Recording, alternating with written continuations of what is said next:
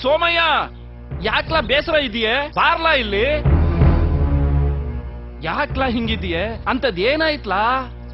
ಏನು ಇಲ್ಲ ವೆಂಕಟೇಶ, ನನ್ನ ಉಳ್ಳಾಗಡ್ಡಿ ಹೊಲದಲ್ಲಿ ಸಿಕ್ಕಾಬಟ್ಟೆ ಕಳೆ ಬೆಳೆದೈತೆ. ಏನ್ ಮಾಡ್ಬೇಕಂತ ಗೊತ್ತಾಯ್ತಾ ಇಲ್ಲ.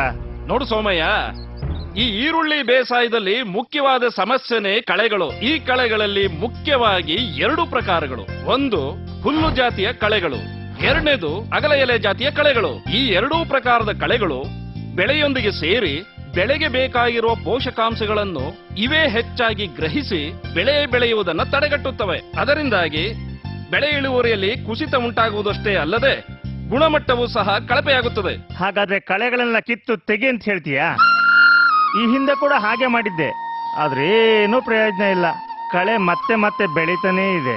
ನೋಡು ಸೋಮಯ್ಯ, ಕಳೆಗಳನ್ನು ಕೈಯಿಂದ ಕೀಳುವಾಗ ಸರಿಯಾಗಿ ಕಿತ್ತು ಬರದೆ ಕಳೆಗಳ ಬೇರುಗಳು ಭೂಮಿಯೊಳಗೆ ಉಳಿದು ಹೋಗುವ ಸಮಸ್ಯೆ ಇರುತ್ತದೆ. ಅದೇ ರೀತಿ ಹುಲ್ಲಿನ ಕಳೆಗಳನ್ನು ಕೀಳುವಾಗ ಅವು ಬೇರ್ ಸಹಿತ ಬಾರದೆ ಮುರಿದು ಮತ್ತೆ ಪುನಃ ಹುಟ್ಟಿ ಬೆಳೆಯುತ್ತದೆ. ಹಾಗಾದ್ರೆ ಏನ್ ಮಾಡೋದು?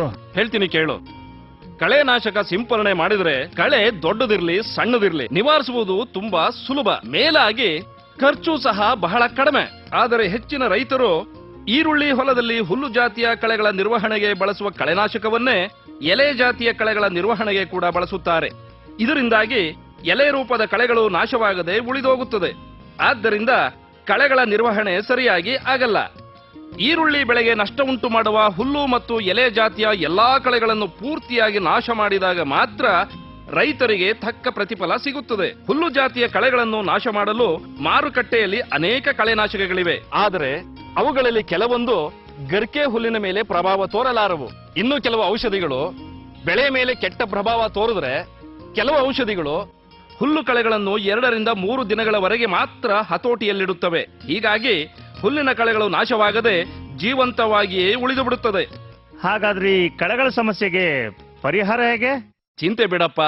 ನಿನ್ನಂತವರ ಪರಿಸ್ಥಿತಿಯನ್ನೇ ಅರ್ಥ ಮಾಡಿಕೊಂಡು ಧನುಕಾ ಅಗ್ರಿಟೆಕ್ ರವರು ಹುಲ್ಲು ಕಳೆಗಳನ್ನು ಸಂಪೂರ್ಣವಾಗಿ ನಿವಾರಿಸಲು ಸಾದರಪಡಿಸಿರುವ ಅಸ್ತ್ರವೇ ಟರ್ಗಾ. ಇದು ಸಿಂಪರಣೆ ಮಾಡಿದಂದಿನಿಂದ 7 ರಿಂದ 8 ದಿನಗಳವರೆಗೆ ಕಳೆ ಹುಲ್ಲಿನ ಮೇಲೆ ತನ್ನ ಪ್ರಭಾವ ತೋರುವುದರಿಂದ ಕಳೆ ಹುಲ್ಲಿಗೆ ಇದಕ್ಕಿಂತ ಹೆಚ್ಚು ದಿನಗಳ ಕಾಲ ಜೀವಂತವಾಗಿ ಬೆಳೆಯುವ ಶಕ್ತಿ ಕುಗ್ಗಿ ಕಳೆ ಹುಲ್ಲು ಪೂರ್ತಿಯಾಗಿ ನಾಶವಾಗಿ ಹೋಗುವುದರಲ್ಲಿ ಸಂದೇಹವಿಲ್ಲ. ಇದು ಜಪಾನ್ ರವರ ಸಾಂಕೇತಿಕ ಪರಿಜ್ಞಾನದಿಂದ ತಯಾರಿಸಲ್ಪಟ್ಟಿದೆ. ಅದಕ್ಕಾಗಿ ಬೆಳೆಗೆ ಯಾವುದೇ ರೀತಿಯ ಹಾನಿ ಉಂಟಾಗುವುದಿಲ್ಲ. ಮುಖ್ಯವಾದ ಇನ್ನೊಂದು ವಿಷಯ ಏನಂದ್ರೆ, ಕಳೆ ಹುಲ್ಲಿನ ಎಲೆಗಳ ಹಂತ 2 ರಿಂದ 6ರವರೆಗೆ ಇದ್ದರೂ ಸಹ ಟರ್ಗಾ ಸಮರ್ಥವಾಗಿ ಕೆಲಸ ಮಾಡುತ್ತದೆ.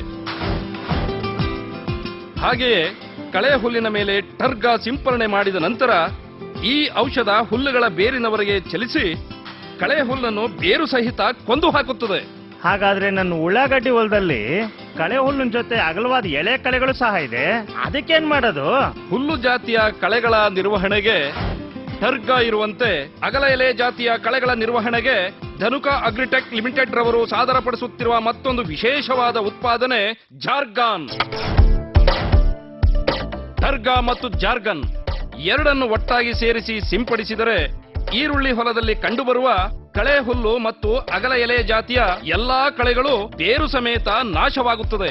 ತುಂಬಾ ಒಳ್ಳೆ ಸಲಹೆ ಕೊಟ್ಟೆ ವೆಂಕಟೇಶ. ನಾನು ಈಗಲೇ ಹೋಗಿ ಟರ್ಗಾ ಮತ್ತು ಜರ್ಗನ್ ಎರಡೂ ತಗೊಂಡ್ಬಂದು ನಾನು ಹೊಲಗಳಿಗೆಲ್ಲ ಸಿಂಪಡಣೆ ಮಾಡ್ತೀನಿ. ಆದ್ರೆ ಅದನ್ನ ಬಳಸೋ ಪ್ರಮಾಣ ಎಷ್ಟು ಅಂತ ಹೇಳ್ತೀಯಾ? ಟರ್ಗಾ ಔಷಧಿಯನ್ನ ಎಕರೆಗೆ 300 ರಿಂದ 400 ಮಿಲಿವರೆಗೂ, ಜಾರ್ಗನ್ ಔಷಧವನ್ನ ಎಕರೆಗೆ 100 ಮಿಲಿವರೆಗೂ ಬಳಸಬಹುದು. ಈರುಳ್ಳಿ ಬೆಳೆಯನ್ನು ಕಾಡುವ ಹುಲ್ಲು ಧನುಕಾರವರ ಟರ್ಗಾದಿಂದ ಗೆಲ್ಲು.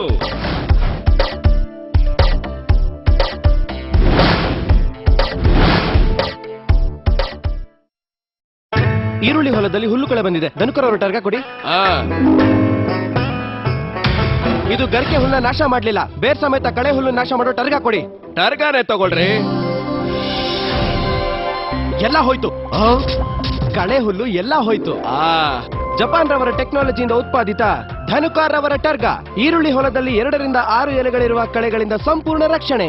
ಧನುಕಾರ್ ಅವರ ಟರ್ಗಾ ಉಪಯೋಗಿಸಿದರೆ ನಿಮ್ಮ ಮನೆಯಲ್ಲಿ ಸುರಿಯುವುದು ಚಿನ್ನದ ಮಳೆ. ಟರ್ಗಾ ಜೊತೆಗೆ ಜಾರ್ಗನ್ ಸೇರಿಸಿ ಸಿಂಪಡಿಸಿದರೆ ನಿಮ್ಮ ಈರುಳ್ಳಿ ಬೆಳೆಯಲ್ಲಿ ಹುಲ್ಲು ಮತ್ತು ಅಗಲ ಎಲೆ ಜಾತಿಯ ಎಲ್ಲಾ ಕಳೆಗಳನ್ನು ತಡೆಗಟ್ಟಬಹುದು.